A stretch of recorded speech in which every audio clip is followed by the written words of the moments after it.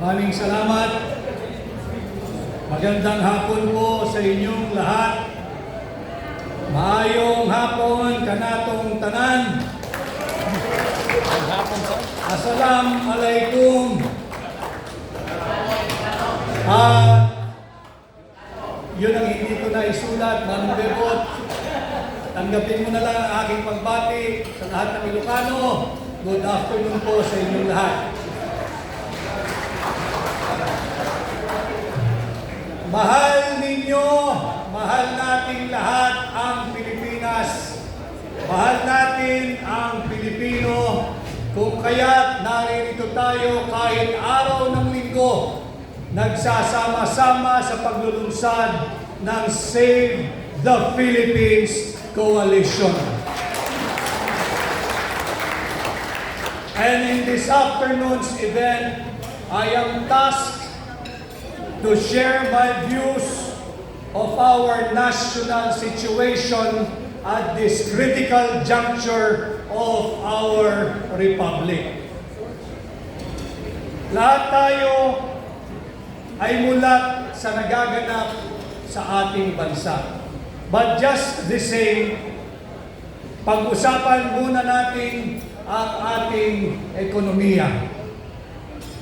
Under Bongbong Marcos Jr., our country has sunk and the economy has taken a serious and solid hit due to massive corruption and looting of people's money, looting of public funds. These are not my words. I'm just re-echoing the words of no less than his fellow leader, the President of South Korea, President Lee Jae-myung. This was his word when he justified his decision, his government's decision to withdraw that 28.8 billion pesos loan granted to the Philippines. Binawi niya ang pautang na yan dahil sa massive corruption at looting of public funds na nagaganap sa ilalim ng administrasyon ni Bongbong Marcos Jr.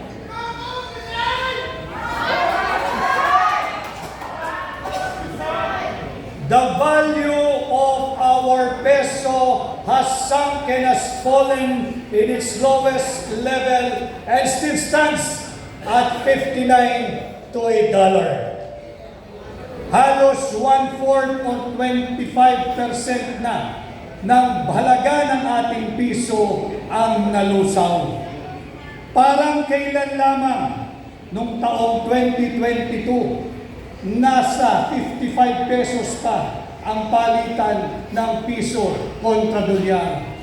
Matapos lamang ang 3 taon ni Bongbong Marcos, nasa 59 pesos na ang halaga ng palitan ng piso kontra dolyar. Ang ating third quarter GDP is at a miserable 4%, the slowest growth in over 4 years, below market expectations and even the government's target range. Sinabi nga ng direktor ng Ateneo Center for Research and Development na si Ginoong Sir Percival K. Peña Reyes, and I quote, "Because investors' confidence has been shaken. Foreign investors are pulling back. The scandal," referring to the flood control fund scandal, referring to the Bicameral Conference Committee report scandal, referring to the illegal, invalid, immoral, criminal, unconstitutional 2025 national budget, has created a mix of political risk, uncertainty, and social unrest. It threatens investment grade rating and undermines our medium-term fiscal framework. Ang GDP, mga kasama, ay ang bilang ng produkto at serbisyong nanalilikha ng isang ekonomiya. Alam na alam ito ng mga kasama natin sa labor, sa hari ng manggagawa, kagaya ni Atty. Ginny Miralles. Ang GDP ang isang ginagamit na pangunahing panukat at sumasalamin sa pangkalahatang kalusugan ng ating ekonomiya at investment confidence. Ito ay kasalukuyang matamlay. Ang ating ekonomiya ay mahina. Ang ating ekonomiya ay dahan-dahan nang nalulumpo. Dahil na rin sa iskandalo na nagsimula sa pangingialam ng Executive Department sa paglulustay ng pera ninyo gamit ang ating taunang budget. Paulit-ulit kong sinasabi kapag tayo nabibigyan ng pagkakataong magsalita. Ang punot dulo, ang simula't katapusan, ang ugat ng lahat ng korupsyon sa ating bansa ay nagmumula sa ating taunang budget. Nasa budget nakaangkla, nasa budget nakaugat ang lahat ng uri ng korupsyon, subalit lantaran, talamak at higit na garapalan sa ilalim ng Marcos Jr. Administration. Sinimulan niya ito sa pagpirma. Sinabi na namin, ibinunyag na ni Congressman Sid Ungab na napakaraming blanco diyan sa panukalang budget, diyan sa Bicameral Conference Committee report ng 19th Congress. Naghalinhinan sa panggagahasa sa pera ng taong bayan si Congressman Saldico, dating chairman ng appropriation, at ng kanyang kapalit si Congresswoman Stella Kimbo.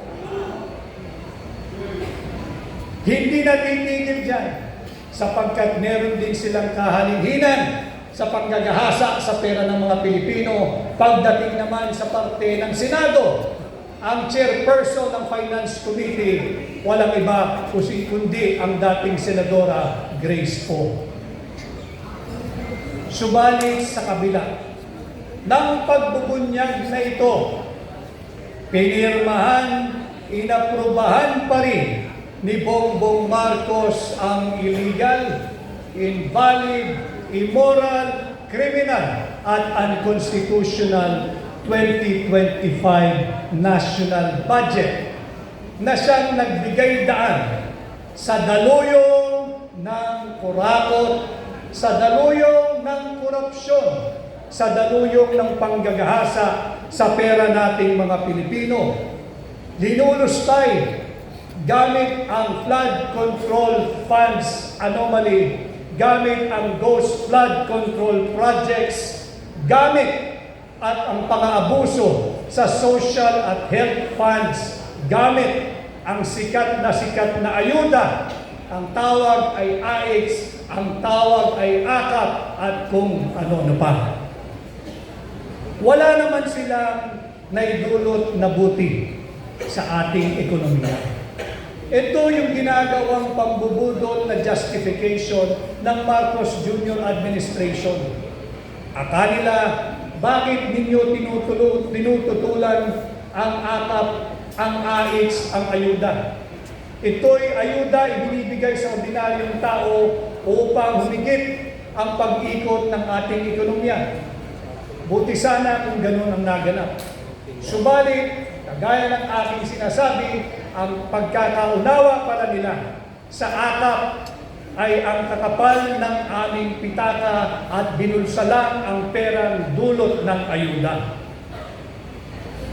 Ang ating approved foreign direct investments, ito ay bagsak na rin sa halos 50% dahil pa rin sa iskandalo na kinakasangkutan mismo ng Pangulo ng Republika ng Pilipinas, mismo ni Bongbong Marcos. Sinong makakalimot sa naging tahasang pahayag ng kanyang dating tauhan, ng kanyang bataan, ang kanyang chairman ng appropriations? 25 billion pesos ay kanyang inihatid at ibinigay kay Bongbong Marcos. Bukod pa riyan, ang 100 billion pesos na insertion ng tanggapan ng Pangulo. Hindi tama ang paggamit sa pondo nating mga Pilipino. Kaya hindi nakakagulat kung bakit matamlay, tila lugmok ang ating ekonomiya. Bukod dito, bukod sa napakaraming maling polisiya ng Marcos Jr. administration, hindi rin nakakatulong ang mga irresponsable at mapangahas na nagiging pahayag ng mga opisyal ng Marcos Jr. administration. Banggitin ho natin yung naging pahayag mismo ng hepe ng sandatahang lakas ng Republika ng Pilipinas. Sila raw ay kasalukuyang naghahanda. Sinasanay ang kanilang hanay para sa isang digmaan. At ang kanyang stratehiya ay tumagal lamang ang puwersa nating mga Pilipino ng 30 araw dahil bago dumating ang 30 araw, darating na ang saklolo, ang reinforcement, ang ayuda galing sa banyagang puwersa. Yan ang kanyang estratehiya. Hold the line and preserve the troops. Wala siyang estratehiya na talunin kung sino man ang gusto niyang digmain. Ang kanya, wag lang maubos ang ating mga sundalo at patagalin lamang ng 30 araw in the hope na may darating na tulong mula sa mga banyagang puwersa. Hindi rin nakakatulong yung pagbubukas ng bibig. Kilala naman natin lahat kung sino yung mistulang Lucaret sa Malacanang. Auntie Claire. Auntie Claire. And we have all the right to call her out because sweldado ka ng mamamayang Pilipino. Correct! Kung ayaw mong mapuna at punahin, lumipat ka sa pribado. Subalit hanggang ikaw ay empleyado ng gobyerno, may pananagutan ka sa ordinaryong Pilipino.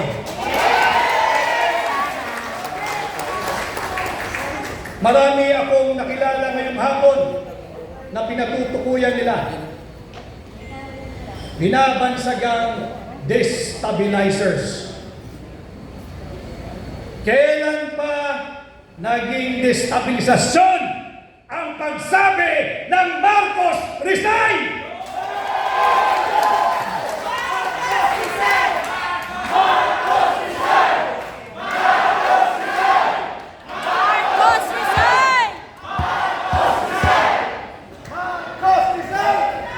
Ang resignasyon ay isang kinikilalang pamamaraan upang magkaroon ng vacancy in the office of the President.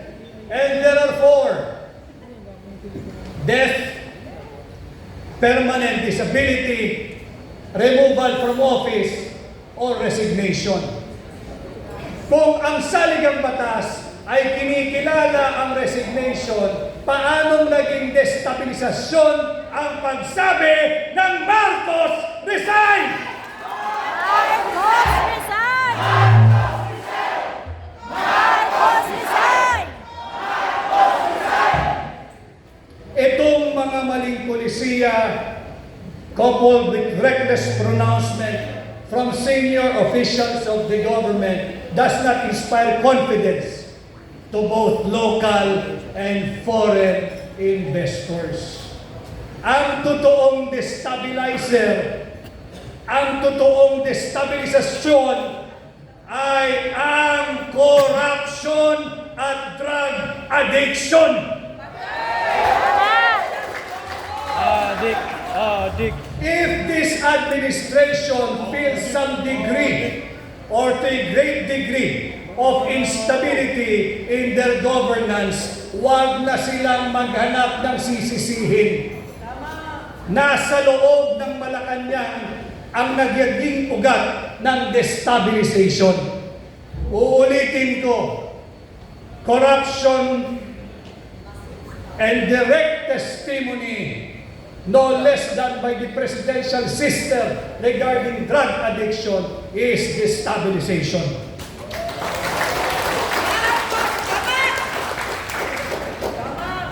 Ang 19% na taripa na itinataw ng Estados Unidos sa lahat ng produktong Pilipino na papasok sa kanilang bansa, hindi rin ito nakakatulong sa pagsigla ng ating ekonomiya.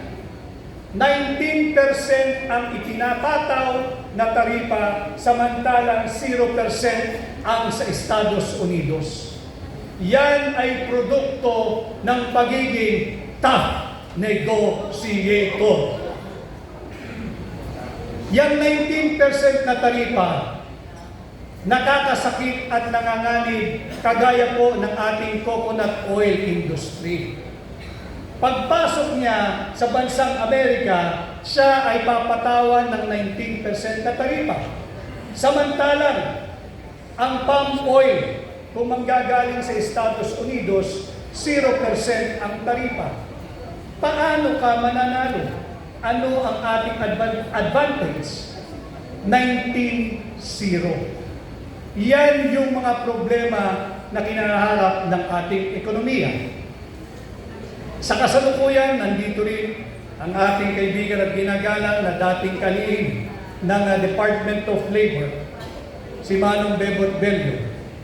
Ang BPO industry at overseas Filipino workers remittance ang nananatiling angkla ng ating ekonomiya. Yung tinatawag nilang traditional growth drivers.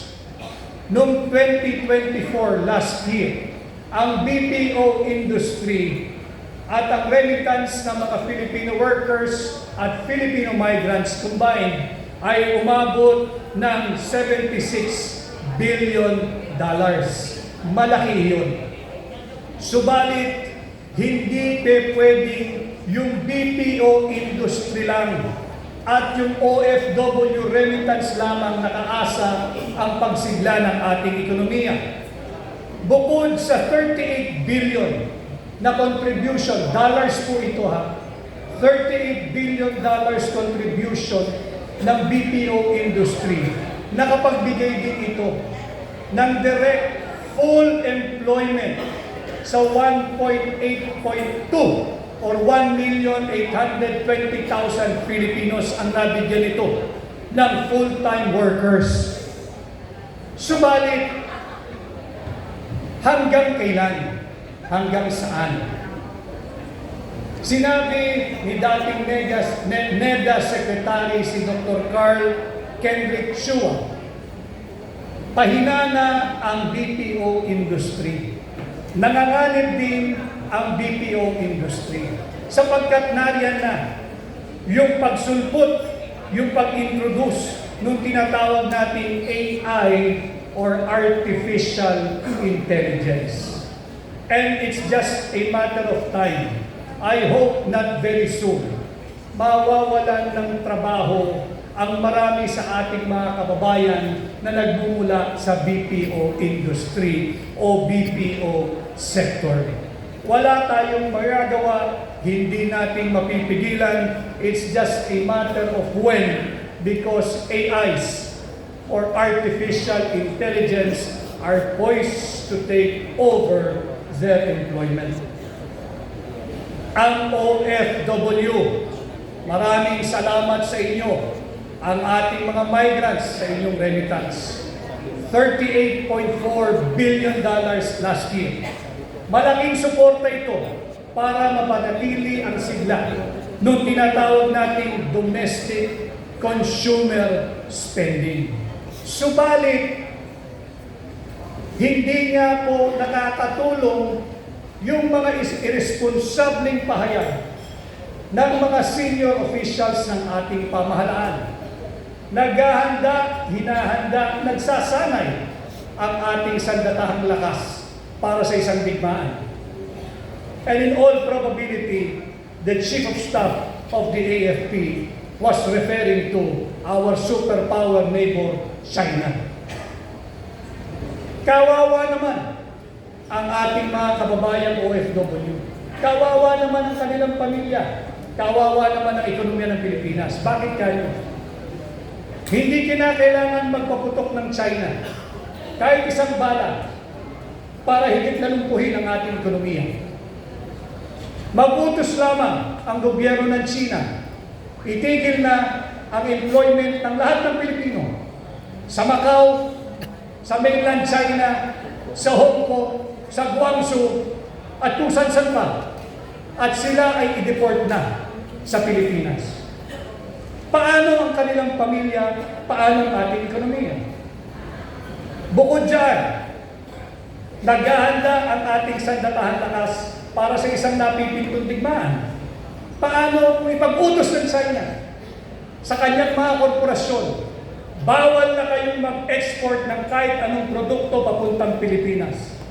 And today, ang number one source of our imported products, ang bansang China pa rin. Kaya kung meron tayong problema dito sa loob, sa ekonomiya, dahil na rin sa maling polisiya ng pamahalaan at masyadong mapangahas at irresponsableng pahayag ng mga opisyal nito. Meron po sana tayong pagdugtog dito sa BPO at sa mga remittance ng OFW. Ano po iyon? Yung ating tourism industry. Subalit, lumpo din ang ating turismo. Meron po tayong tinatawag na very young and dynamic population na maituturing best comparative advantage ng Pilipinas. Subalit, ano ho ang nangyayari sa ating turismo? Kulelat na po tayo sa Southeast Asia. 2 beses tayong nagpalabas ng advertisement sa CNN. Tinanggal din. Bakit? Kinopya lang pala natin yung mga larawang ipinakita doon at hindi naman pala sa Pilipinas. Anong sinabi? Narinig ba kayo, lalo na yung mga kasama natin sa Cebu? Narinig ba kayo na humingi ng paumanhin ang kalihim ng Department of Tourism sa nakakahiyang plagiarism? Ito yung mga maling polisiya. Kaya hindi sila kinakailangan tumingin sa malayo at maghanap ng masisisi kung bakit lugmok ang ating ekonomiya. And again, we will all go back doon sa aking simula. This is the effect, this is the consequence of incompetence, of massive corruption, of looting of public funds. Dinagdagan pa ng panibagong dago yung open, public, and direct testimony ng kapatid ni Bongbong Marcos na siya ay drug addict. Hindi nakakatulong ito sa reputasyon natin bilang destination haven ng mga mamumuhunan ng mga mangangalakal. Unless and until the Marcos Jr. administration will learn what most Filipinos have learned, albeit involuntarily. Ano po yan? Fiscal discipline, prudence, austerity measure, at belt-tightening. The economy of our country will only get worse before it gets better in the next administration. So ladies and gentlemen, you have to brace yourself and your family for tough times ahead. Pagdating naman sa usaping politikal, alam kong mulat kay lahat sa nangyayari sa ating bansa. meron tayong pinaharap na leadership, integrity, credibility, and accountability crisis ng administrasyon ni Bongbong Marcos Jr. Ulitin ko, dulot ito ng massive corruption and looting of public funds. Bukod dito, nabuksan muli ang issue ng drug addiction dahil sa naging bukas na pahayag at publikong testimonya na base sa kanyang personal knowledge, base sa kanyang personal experience, base sa kanyang personal na pagkakakilala sa kanyang kapatid, ang ate o ang manang ni Bongbong Marcos. Ano ang tugon ng Lucaret sa palasyo? Lucaret. Hearsay yan.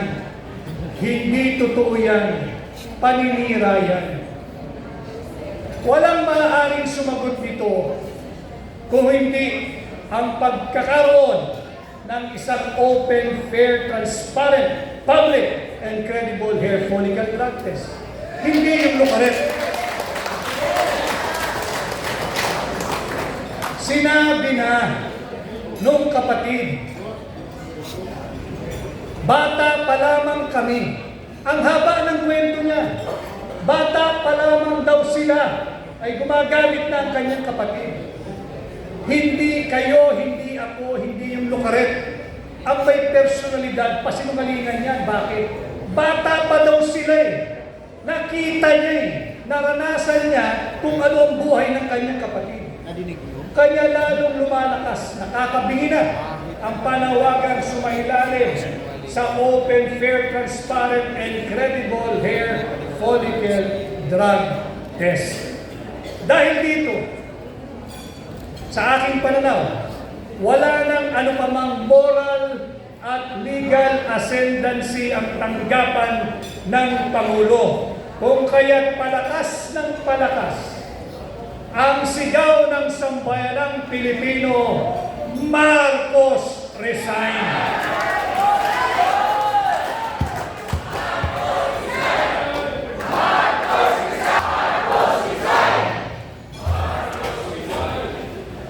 At habang lumalakas daw na yan, lumalakas din ang nerbiyos ng mga alyansa na once upon a time ay hindi natin naisip na magsasama-sama na ngayon ay isang organisado, well-oiled at well-funded machinery discrediting no less than the office of the Vice President, discrediting Inday Sara Duterte.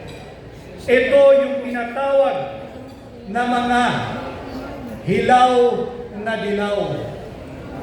May tunay na dilaw. Ito yung mga nakipaglaban nung panahon ng Marshalo. At meron pa rin, ilan na lamang sila. Subalit, hina-hijack ng mga hilaw na dilaw ang tunay na naratibo ng mga tunay na dilaw. Ang tunay na dilaw ay nakipaglaban para sa ating demokrasya. At ang bunga niyan ay ang pagpapatalsik sa Marcos Sr. Administration.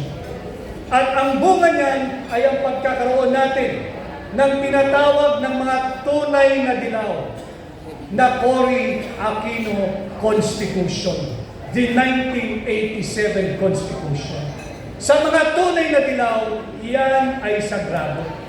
Subalit, sa mga hilaw na dilaw, sa mga makakaliwang grupo, sa mga kakamping, at sa mga bagong Pilipinas na alyansa, sasagasaan nila, ibabasura nila, kahit sunugin pa nila ang ating saligang batas, wag lamang matupad yung malinaw na garansya dyan pagdating sa constitutional succession. Yan ang pwersang nagsasama sa mga yun. Alam naman natin lahat sa bulwagang ito na yung pagsasamang yan, yung pagsisiping na yan, ay pansamantala lamang. tinitiis nila ang kanilang sangsang, ang kanilang baho, ang kanilang masamang amoy upang mayurakan, ibasura at wasakin ang Cory Constitution, ang ating saligang batas. Handa nilang isang tabihan, handa nilang isang tabi ang diwa ng ating demokrasya upang isulong ang iligal na layunin at hangarin na pigilan at wag maging Pangulo si Inday Sara Duterte, maging ito man ay sa pamamagitan ng isang tapat at malinis na halalan o di kaya sa pamamagitan ng constitutional succession. Pati ang ilang elemento sa loob ng simbahang Katoliko nakakabingi ang inyong katahimikan. Lantaran na ang isyu ng korupsyon. Lantaran na at bumalik-muli ang isyu ng drug addiction. Ang drug addiction ay hindi lamang krimen. Ito'y isang brain disorder. Sakit sa pag-iisip na naglalagay ng maraming katanungan kung tama pa ba ang disposisyon at desisyon ng taong muling pinaratangan at pagbibigay ng testimonya mismo ng kanyang kapatid na siya ay mayroong problema sa drug addiction. Hindi po simpleng bagay ang usapin niya. Bakit? Nakasaad sa ating saligang batas, Article 3, Section 7, the right of the people to information on matters of public concern shall be recognized. Hindi ba public concern ang katanungan kung drug addict ba ang Pangulo o hindi?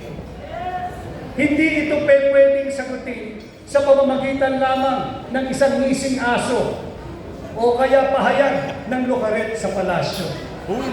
Ang tugon dito, hair follicle drug test para matuldukan ang isyong ito.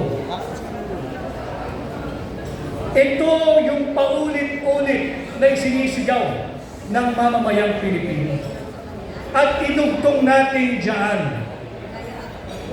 sa Article 3, Section 7. Dalhin ko kayo sa Article 7, Section 12. Ito ay mahalaga. Nakasaad sa Article 7, Section 12. In case of serious illness of the President, the public shall be informed of his state of health. Again, drug addiction is considered both a complex brain disorder and mental illness. Ano ang lagay ng kalusugan ng Pangulo? May katotohanan ba ang naging testimonya ng kanyang sariling kapatid, nakakatandang kapatid, ng kanyang manang na kanyang ate, na siya ay may problema sa drug addiction? Dapat ba nating paniwalaan na walang basihan ang naging testimonya ng kanyang kapatid? Kamusta ang kanyang mental health? Nasa tamang kaisipan pa ba ang Pangulo? At dapat bang pagtiwalaan ang kanyang mga desisyon, disposisyon at pahayag? Again, these are all legitimate issues and questions that must be answered because we, the Filipino people, are the sovereign power, and as the sovereign power, we have the right to ask, we have the right to an official reply, and we have the right to information on matters of public concern, especially on matters of the state of health of the President. Kaya ho natin binabanggit ito sapagkat ang dami na rin usapin patungkol sa ating independent foreign policy. Kasi nga ho, ang drug addiction ay isang problema sa pag-iisip, mental health issue. Kaninong foreign policy ba ang ating isinusulong? Foreign policy ba at interes ba ng Pilipino o ng ating mga banyagang alyado? Article 18, Section 25, malinaw. Bawal ang anumang base militar, bawal ang anumang tropang militar, bawal ang anumang gamit at pasilidad na militar sa kahit na saang sulok ng ating bansa.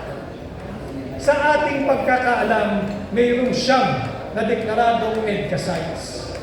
Yung deklarado, yung hindi deklarado. Ito ay paglaban sa ating saligang batas. Bakit ito hinahayaan? Again, I bring this up to you in relation to the health, especially the mental health of the Commander-in-Chief and his seemingly aggressive stance and war rhetorics against China. Instead of exploring a diplomatic means to diffuse and de-escalate the tension in the South China Sea, tila sinisilaban pa niya. How is his state of health? Is he mentally ill and unfit to continue discharging the mandate of the office of the President? Iiwan ko sa inyo ang katanungang yan. Is he mentally ill and unfit to serve as the Commander-in-Chief? Kaya ko tinatanong yan sa inyo sapagkat sa kabila ng pagsusulong ng mga hilaw na dilaw ng mga kaliwang grupo, ng mga kakampi, ng ilang elemento sa simbahang Katoliko, hindi pwedeng ibasura ang probisyon ng Article 7, Section 8 na aking babasahin. In case of death, permanent disability, removal from office, or resignation of the President, the Vice President shall become the President to serve the unexpired term.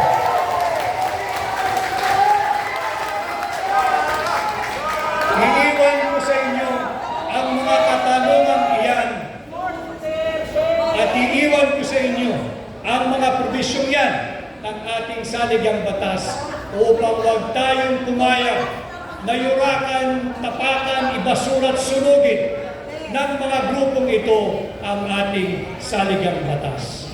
And this, ladies and gentlemen, is how I view from where I sit our current national situation. Maraming salamat.